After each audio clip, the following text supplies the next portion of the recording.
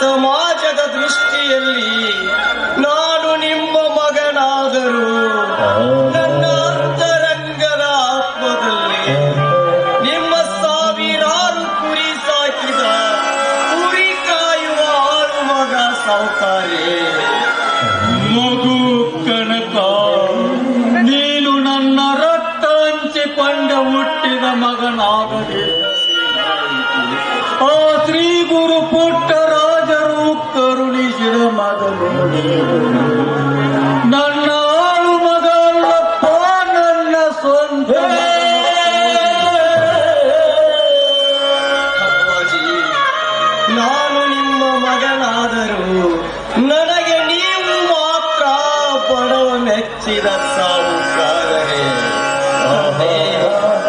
ಇವತ್ತು ನಿಮಗೆ ಏನಾಗಿದೆ ಹೇಳಿ, ಇಲ್ಲವಾದರೆ ಒಳಗಡೆ ಹೋಗಿ ಯೌವನನ್ನು ಕರೆದುಕೊಂಡು ಬಂದು ಕೇಳುತ್ತೇನೆ. ಎಲ್ಲು ಮಗು,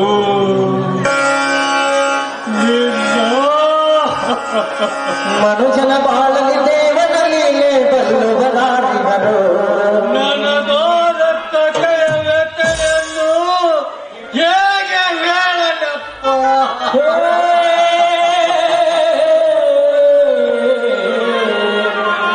ಸಾವುಕಾರರೇ, ಏನದು ನಿಮ್ಮ ಕತೆ ವ್ಯಥೆ?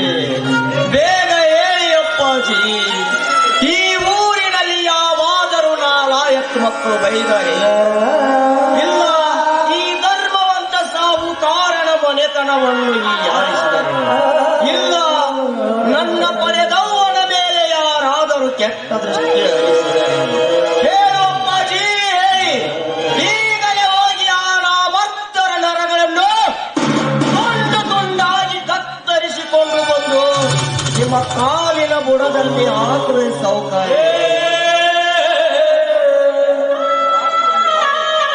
ಮಾತಿಗೊಮ್ಮೆ ಸೌಕರ್ಯ ಸೌಕರ್ಯ ಅನ್ನ ಬೇಡಪ್ಪ.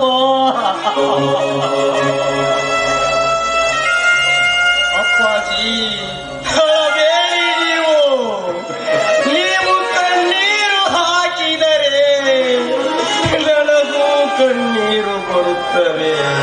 ತಂದೆ, ಈ ನಿನ್ನ ಸಾಕು ಮಗ ಉಳಿರಾಯ ಇರುವುದು ನಿನ್ನ ಜೀವ ರಕ್ಷಣೆಗಾಗಿ. ಬೇಗ ಹೇಳಿ ಅಪ್ಪಾಜಿ, ಮುಚ್ಚುಮರೆ ಇಲ್ಲದೆ ಬೇಗ ಹೇಳಿ.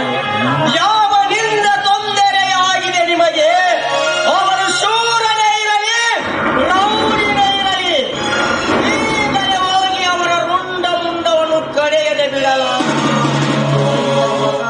ಕನಕ, ಮಗು ಕನಕ, ನಿನ್ನ ಪಡೆದ ತಾಯಿಯನ್ನು ಶೀಲಗೆಳಿಸಿದ್ದಲ್ಲದೆ ಅವಳನ್ನು ಕೊಲೆ ಮಾಡಿ ಓಡಿ ಹೋಗಿದೆ.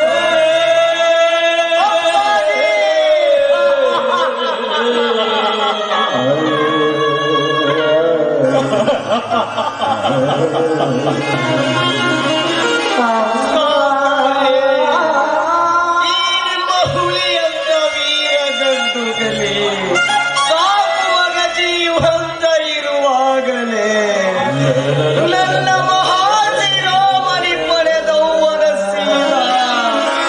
ಶೀಲ ಗೆಡಸಿ ಕೊಲೆಯಾಯಿತೆಂದರೆ ನಾನು ಬದುಕಿದ್ದು ಏನು ಪ್ರಯೋಜನ ತಂದೆ?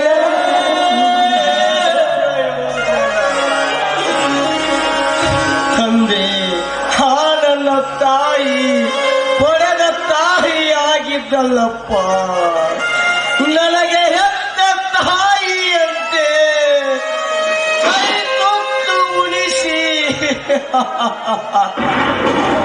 ಶೂರನಾಯನ್ನ ಬೆಳೆಸಿದ್ದಳು. ಅಂತಹ ತಾಯಿಯನ್ನು ಕಾಪಾಡುವ ಭಾಗ್ಯ ನನ್ನದಾಗಲಿಲ್ಲ ತಂದೆ, ನನ್ನದಾಗಲಿಲ್ಲ. ತಾಯಿ, ಮಹಾಪಾಪಿಯ ಬಾಲಾಡು ಪಾಪಿ.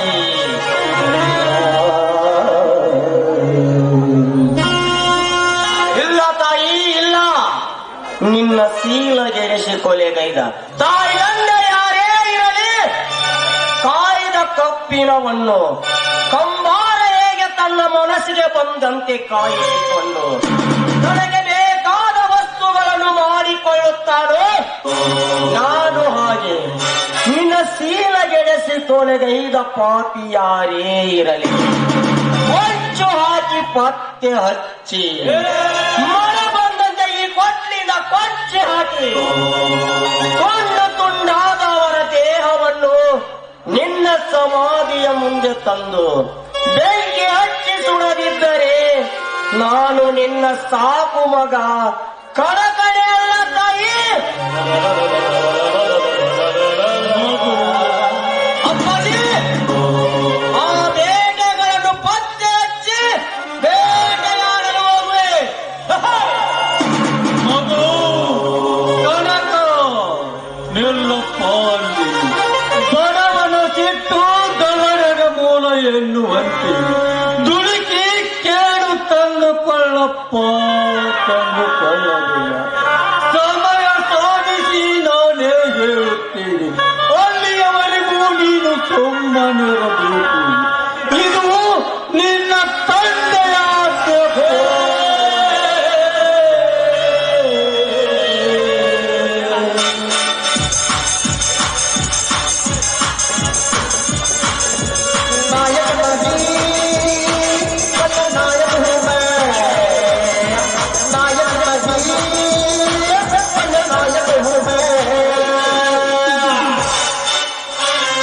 ನಮಸ್ಕಾರ ಜಗಮೆಚ್ಚಿದ ಸಾಹುಕಾರರಿಗೆ.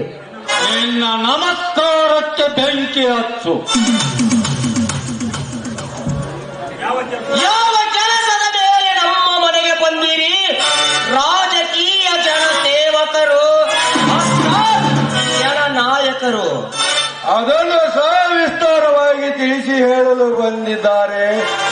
ಬಡವರ ಬಂಧು, ರೈತರ ಕಣ್ಮಣಿ, ದೀನ ದಲಿತರ ಉದ್ಧಾರಕರಾದ ಪ್ರಜೆಗಳ ಸೇವಕರು, ನಮ್ಮ ನಿಮ್ಮ ಎಲ್ಲರ ಅಚ್ಚುಮೆಚ್ಚಿನ ಮಾಲಿ ಪಾಟೀಲರು.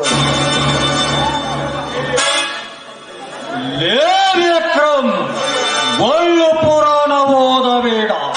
ಯಾವ ಕೆಲಸಕ್ಕೆ ನನ್ನ ಮನೆಗೆ ಬಂದಿರಬೇ ಅಷ್ಟೇ ಹೇಳಿ ಇಲ್ಲಿಂದ ಹೊರಟು ಹೋಗು.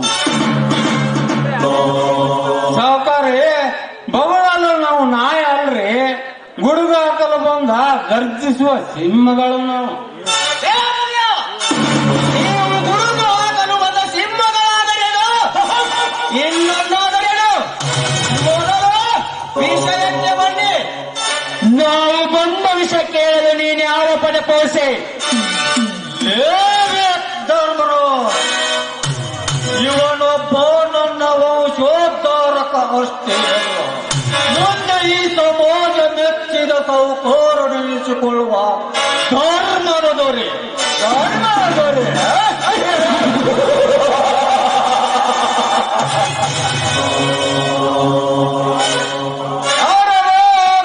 ಕೂಸಾಗಿ ಹುಟ್ಟಿ ಬಿಸಾಕಿ ಹೋದ ಬಿಡೋಣಿಯ ಮಗ ಇವನು.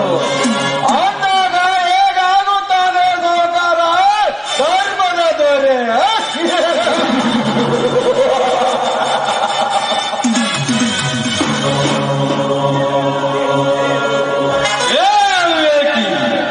ನನ್ನ ಮನೆಗೆ ಬಂದು ನನಗೆ ಮುಚ್ಚಟತನದ ಮಹತ್ವಗಳನ್ನು ನೋಡಿದರೆ ಬಾಯಿ ಮೇಲೆ ಮತ್ತು ಹೊರಗಾಕಬೇಕಾಗುತ್ತದೆ.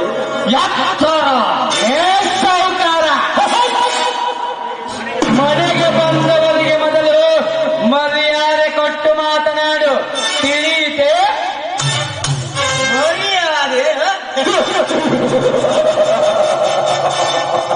ಅದು ನಿಮ್ಮಂತ ಕೊಲೆಗಡುಕರಿಗೆ. ಹೇ ಪಟೇಲ, ದಿನಾಲು ನೂರಾರು ಹಸಿದು ಬಂದ ಬಡವರಿಗೆ ಅನ್ನದಾನ ಮಾಡಿದ ಪುಣ್ಯಾತ್ಮನೆಂದು ಮರ್ಯಾದೆ ಕೊಡಬೇಕೆ? ಸಾವಿರಾರು ಮಸೀದಿ ಮಂದಿರಗಳಿಗೆ ಧನ ಸಹಾಯ ಮಾಡಿದ ದಾನಯೋಗಿ ಎಂದು ಮರ್ಯಾದೆ ಕೊಡಬೇಕೆ?